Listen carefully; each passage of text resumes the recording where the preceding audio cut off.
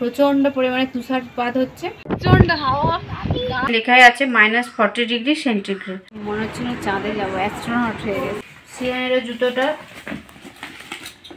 -30। নমস্কার, সবাই কেমন আছেন?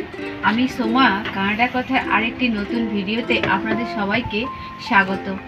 দেখুন আমি কোথায় দাঁড়িয়ে আছি, বরফ, চারিদিকে বরফ।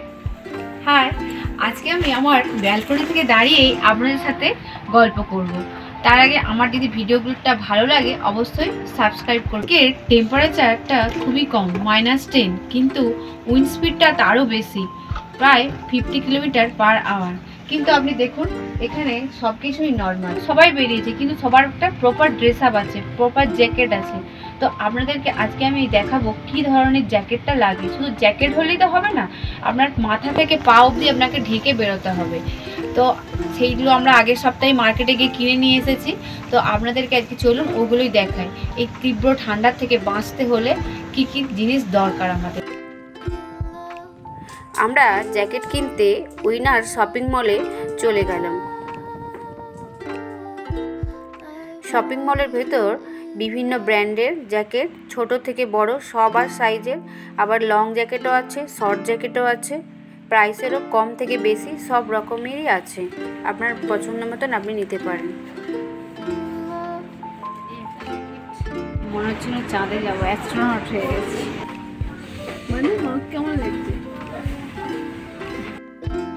এত ভ্যারাইটির জ্যাকেট আমি তো আগে কলকাতাতে দেখিনি, আর জ্যাকেটগুলো পরেও যেন আমি নড়তে চড়তে পারছি না।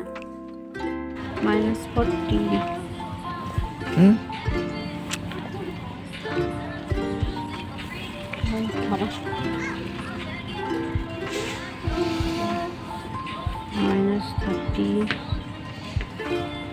এইদিকে জুতোর বাহার, আর সব জুতোগুলোই টেম্পারেচার অনুযায়ী।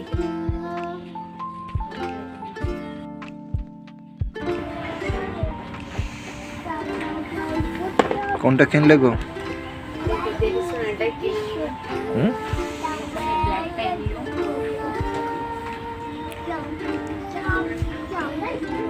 টেম্পারেচার রেটিং কত দেখে? -24। মার্কেট থেকে ফিরে চলে আসলাম আমরা। মার্কেট থেকে কি কি জ্যাকেট কিনলাম চলুন আপনাদেরকে দেখাই। এই জ্যাকেটটা এখানে হালকা শীতে পরার জন্য, এটা কিন্তু -40 ডিগ্রি টেম্পারেচারের জন্য নয়। এটা জ্যাকেট দিয়ে শুরু করলাম। এই জ্যাকেটটা হচ্ছে -30 জন্য। ভিতরে এইভাবে ভিতরে থাকে। তবে ভাবছেন যে শুধু এই জ্যাকেটটা পরলেই -30 বা -40 টেম্পারেচারের শীতকে আটকানো যাবে, সেটা কিন্তু নয়। এর ইনসাইডে আরো 3, 4, 5টা লেয়ারিং আপনাকে পরতে হবে। কিনলাম আমার ছেলের জন্য এটা স্নো জ্যাকেট, যেহেতু ও স্কুলে যায়, স্কুলে যাওয়ার দিনে স্নোফল হয়, এই জ্যাকেটটা পরলে অনেকটা রেইনকোটের মতন, কিন্তু এর ভেতরে এটা -30 কভার করবে। এই জ্যাকেটটা এখানে এসেই আমি কিনেছি, তবে এই জ্যাকেটটা ওই -40 টেম্পারেচারের জন্য না, এটা এখন যেমন 0 থেকে 10 অবধি, -10 অবধি টেম্পারেচারে পরার জন্য এই জ্যাকেটটা।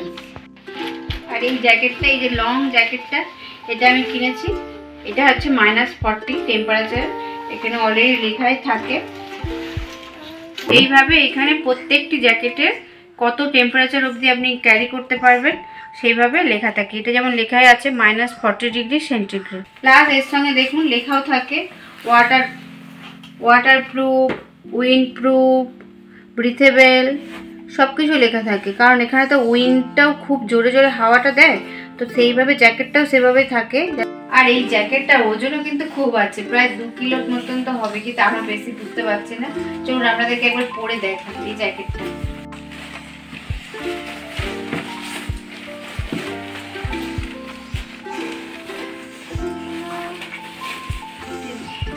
আর এই জ্যাকেটটা শ্রিয়ানের বাবার জন্য নিয়েছি, আর এটাও -40, কিন্তু -40 মানে এই জ্যাকেটটা পরে নিলাম হয়ে গেল সেটা না, তার সাথে আরো 3, 4টে তো লেয়ারিং পরতেই হবে।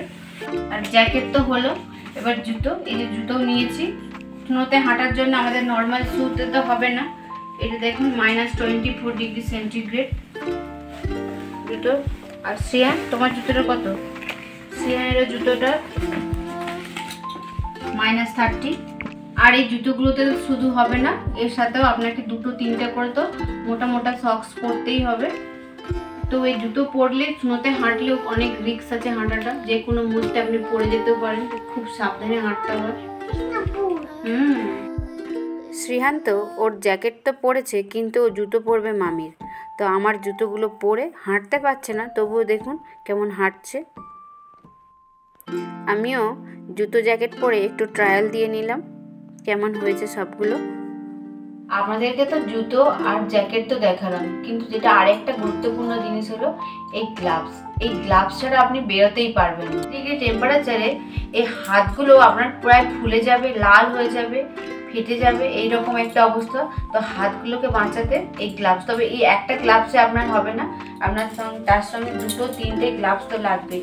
এই ধরুন এটা পরলেন ফার্স্ট, তারপর এটা। তাই জন্য আমাদেরও দেখুন কত রকমের গ্লাভস আছে। এইটা করে হাত গ্লাভস দিয়ে বাঁচালেন, আর মাথাটাকেও তো বাঁচাতে হবে, তার জন্য টুপি, নেক ওয়ার্মার, কত রকমের জিনিস চাই। মোটামুটি আপনার গোটা শরীরটাকে ঢাকিয়ে রাখতে হবে ঠান্ডা থেকে বাঁচার জন্য।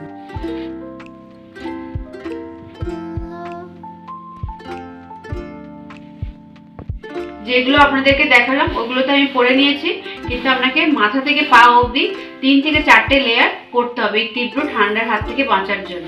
এই -40 ডিগ্রি টেম্পারেচার থেকে বাঁচার জন্য মাথা থেকে পা অবধি তো পুরো কভার করে নিলাম, হাতগুলো কভার করে নিলাম, কিন্তু আমার এই গাল, নাক, চিন আর ঠোঁট এগুলো বাঁচাবো কি করে? এই দেখুন তারও ব্যবস্থা আছে। আর সবশেষে আপনার এই দুটো চোখ বাঁচানোর জন্য আপনি আইস গ্লাসও পরতে পারেন, বা আমার যে নর্মাল গ্লাস আছে পরে নিলাম। আমি রেডি শীতের জন্য, -40কে আটকানোর জন্য। আপনারা হয়তো ভাবছেন যে -40তে বাইরে যাওয়ার কি দরকার আছে এত কিছু পরে, তার থেকে ঘরেই থাকা ভালো। কিন্তু কি করব বলুন, -40 তো 3 থেকে 4 মাস থাকে, কতদিন ঘরের মধ্যে বসে থাকবো? আর এখানে তীব্র ঠান্ডাতে স্কুল, কলেজ, অফিস সব কিছু খোলা থাকে, কোনো কিছু বন্ধ থাকে না, বরং যখন 2 মাস গরম পড়ে তখনই বন্ধ থাকে। এই হলো আমার শীতের প্রস্তুতি। এটা হলো আমার প্রথম উইন্টার। কলকাতায় +40 থেকে এসে এখানকার রেজাইনাতে -40তে কেমনভাবে আমার দিনগুলো কাটে এই শীতে, তারই অভিজ্ঞতা আপনাদের সঙ্গে আমি সামনে শেয়ার করব। আমার ভিডিওগুলি ভালো লাগলে প্লিজ একটা করে লাইক দেবেন, তার সাথে শেয়ার, কমেন্ট এবং সাবস্ক্রাইব করে আমার পাশে থাকবেন। ধন্যবাদ।